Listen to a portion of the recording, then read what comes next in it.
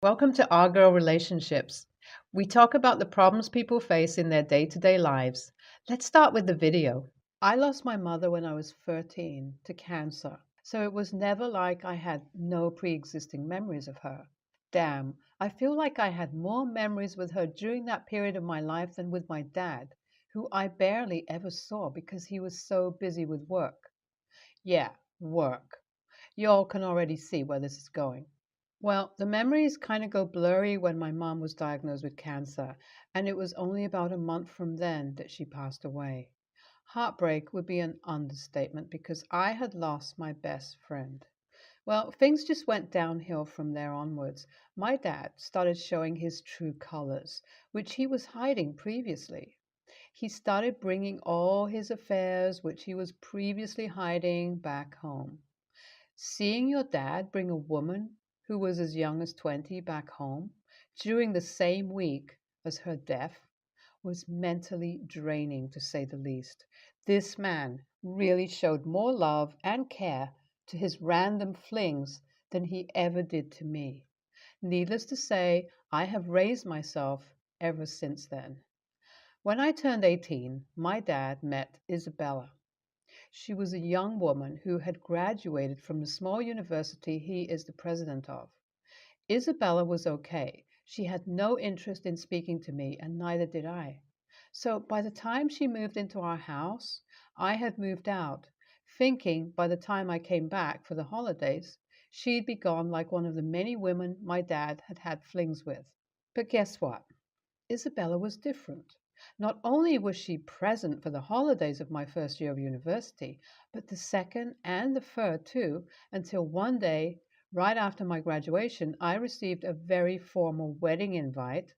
Yeah, my own dad never bothered to tell me he was getting married. Hell, I didn't even know that they were engaged, but hey, I wouldn't mind going to watch a rich man in his late 40s getting married to a young woman in her early 20s. The wedding was obviously going to be expensive, and I just wanted to have a couple of drinks. Boy, the wedding was expensive, fun, and messy. It was great to sit there along with a friend I had dragged as a plus one to judge my dad while Isabella was obviously touchy feely with one of my dad's young groomsmen. But of course, I had zipped my mouth and was enjoying the view. So they get married, and once again, it's dead silence from the two newlywed. I think nothing of it because I'm busy with my own thing. That is when the global situation was happening as well, and so I didn't bother to even visit them. So I found it quite surprising when, right after the lockdown had started to be lifted, Isabella started visiting me at my place. I actually had a pretty decent time with her, and I thought nothing about us getting along. What I found surprising, though, was how she, out of nowhere, brought a literal child with her, claiming that it was my dad and hers and how she had given birth to him during lockdown. I was honestly dumbfounded, but after all that my dad had done, I wasn't shaken up or anything. So I started chilling out with this little dude as well, who undeniably was cute AF. So it's been a couple of months since this thing has been going on. My work completely switched, work from home, and so I didn't have a problem looking after him every once in a while, as Isabella went to run errands. So this time was no different. She dropped Alex off at my place and went to do her thing, but this time she didn't return like she said she would. I immediately realized what was happening and started calling her. No answer. It started hitting me and I panicked, trying to find my dad as well as her on social media, and bro, it was all wiped out. I was left with my jaw on the floor. These people had genuinely ghosted me. I knew I had no choice but to go to the cops, who were of no help because there was literally no information I had about these people. Even back at my dad's workplace, they informed the cops that my dad had been fired 1 month prior to everything happening because my dad had been caught having yet another affair with a student. I was shocked, but I knew I needed to be level headed and take care of Alex. Even though I knew nothing about this kid, I knew I didn't want him to end up like me, and so started taking care of him while the cops, along with the CPS, granted me temporary custody of him. at least until the parents showed up. Well, they didn't for the past 2 years until today. I received a letter in the mail with a name that I could barely recognize. I thought it might have been from my neighbors, delivered to me on accident, but after looking at the address, which matched to mine, I decided to open it and was dumbfounded to find out that it wasn't just any letter, it was a lawsuit sent to me by a person with an unknown name for having custody of their son without their consent. Huh? Was my immediate reaction. I decided to look up the name on Facebook, and guess what? That person is none other than the guy who was being touchy feely with one of my dad's groomsmen, suing me for his son that I had been taking care of. Needless to say, I will be going to lawyers soon. I know I'm not wrong here, but I still can't help but ask AITA, do I have a leg to stand on here? What should I do? I visited the lawyers today who told me that my case was pretty strong since I not only have proof documented from the cops and CPS of my multiple attempts of trying to reach out to the parents of the child, I also have a good leg to stand on for child support as well. But before that, the lawyer has sent in a request for a court mandated DNA test, which honestly, I'm fairly sure that it will come positive. Another major update would be that after years today, I saw that my dad reactivated his Facebook page. I took no hesitation and messaged him. At this point, after everything he and Isabella put me through, I have no shame and cussed him out fairly well. But surprisingly, I was shocked that he replied to me, telling me that he had indeed reactivated his account to reach out to me. He has told me that he will be returning back to my city soon. We have decided on meeting for next week. By that time, I will also receive the DNA test results and I will update you all then. A week has passed since I last updated, and I finally had that meeting with my dad, and oh boy, was that meeting one of the most insightful conversations I've had with that man after a while. He sat me down and explained that he had no idea that Isabella had left Alex at my place. He told me that he had left the city a month before Isabella did, when he was fired for having an affair with a student, which he apparently never did, and it was a plan by Isabella to ruin his life after he had found out about her plans to run away with David, the groomsman, and that Alex wasn't his biological son. So this was enough to shock me, but when I asked him why she wanted to leave Alex behind and why David was now suing for custody, he said that the only sane explanation for that would be the fact that Isabella wanted nothing to do with Alex, but David wanted to be a parent to him. So when she wasn't ready to tell him where Alex was, their relationship might have begun on a rocky note and ended eventually as David could not handle being without his son. That is when David started his search, and it was only around a month before I got the lawsuit documents that he had reached out to my dad for some leads, and after stalking around a little, they both found my Facebook where I had pictures of Alex with me. Well, my dad wanted to go through the normal route and first reach out to me, but David, in a fit of rage, just sued me, which is what caused my dad to reach out to me. I can't believe I'm saying this, but it is the first time that this man apologized to me, and I couldn't help but cry over hearing all of this. That is when my dad said he would try his best to help fix everything, but if David isn't convinced, he personally promised to help me with the case. So this is where I am currently. I know this is just as much for you all to take in as it is for me. I will update you all as much as I can soon, though. I met David along with my dad and explained everything to him. We put all the pieces together, and newsflash, the both of them realized that it was truly Isabella who was the villain in this situation.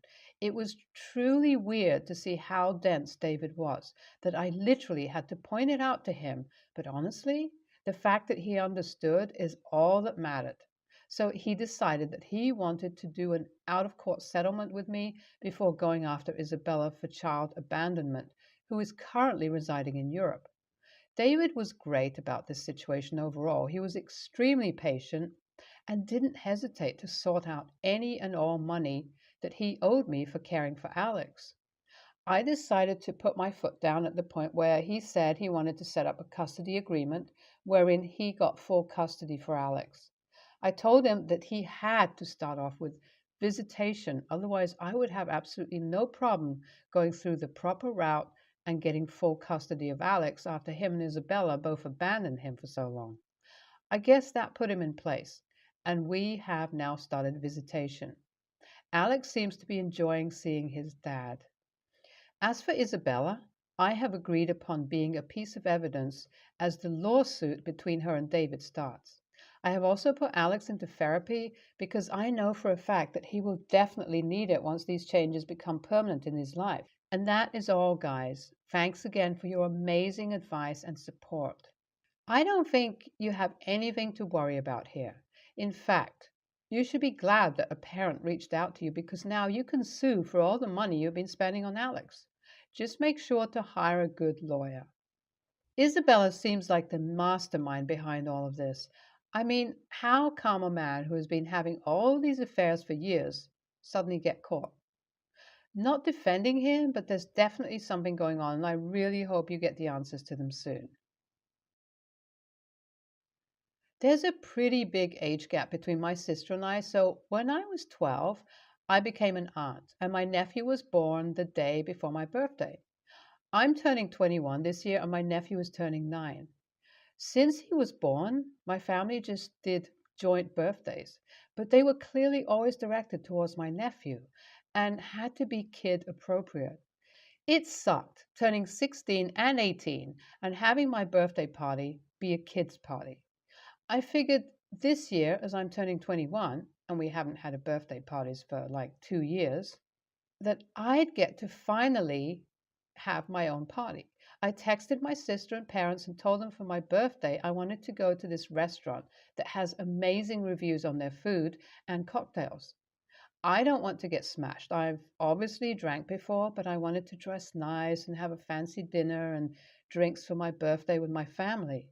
It was a unanimous no, as it wasn't child friendly for my nephew's birthday. I tried to negotiate. I'll pay for my own food and drink, and I'll pitch in towards the bill. We can go on a different day, so my nephew also gets his own birthday. Oh, no, no, no. Joint party or nothing. Honestly, I probably have kept some of this pent up, but I texted them that it was bullshit, that I haven't gotten to have my birthday, a me day, since my nephew was born. I never get to choose anything theme, cake, food. It's 100% my nephew's day, except I get my name in the birthday song and the gifts. I get that this sounds spoiled, and I know it is 100% a first world problem, but I think the root of it is I feel like since my nephew was born, I'm the runner up in regards to my birthday. It feels like I got put on the back burner for the shiny new baby, and I've carried that from age 12 to today. I tried to explain this to my sister, but she says I'm being selfish, and that since our birthdays are so close together, it makes more sense to have joint parties, and I need to get over my jealousy of my nephew. I'm not jealous of my nephew, it's not his fault. But I just want to have my 21st birthday be my birthday. I feel really torn between wanting to be selfish and beating myself up for being selfish. AITA? NTA, you deserve your own birthday. They are the ones being selfish and lazy. They're acting like your birthday is an inconvenience for them. Go out and celebrate with friends if your family can't be bothered. NTA, 21 is a milestone birthday. I don't really understand the problem though. Why can't they have a birthday party for him on his birthday and then celebrate your birthday the next day? Your task isn't terribly difficult. Go out to dinner. Big deal. Nephew can come. He just has to drink a Shirley Temple. They have gotten into the habit for so long that they have come to expect it. You were completely respectful when you indicated you wanted a different kind of party for you, even offering to pay for your own birthday dinner. WTF? They are the ones that are selfish for not wanting to inconvenience themselves in order to celebrate this one special birthday. Your family needs to do better. If they can't bring themselves to celebrate your birthday parties 2 days in a row, then please go out with your friends on your birthday and celebrate. I, 34 female, have three younger sisters, 22, 20, and 19. I was adopted, but the younger three are my adopted mom's bio kids that she had later. Their dad left and moved to a different state when the eldest, Carol, was 6. And as such, she was the only one that remembered him to a noticeable degree. She ran off as soon as she turned 18 to join her estranged father in a shady religious compound. Long story. And it remained like that for the next several years. That was until a couple of months ago that Carol died unexpectedly, and our family had a bit of a dilemma after we got the body back from the police. Our family has never had that much money, and all my mother could afford was a simple, direct cremation. We all know that, given how religious she was, this wouldn't have been what she wanted, but she left no will because she died at 22. My mother called me the other day to ask if I would be willing to pay for a burial, and after some calculations, I found it would be technically possible, but I would have to be very lean for about a half a year afterwards to compensate.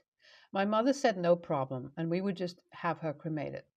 Yesterday, my middle sister, Marie, called screaming at me about how selfish I was and that since I could afford it, I should do it for the family.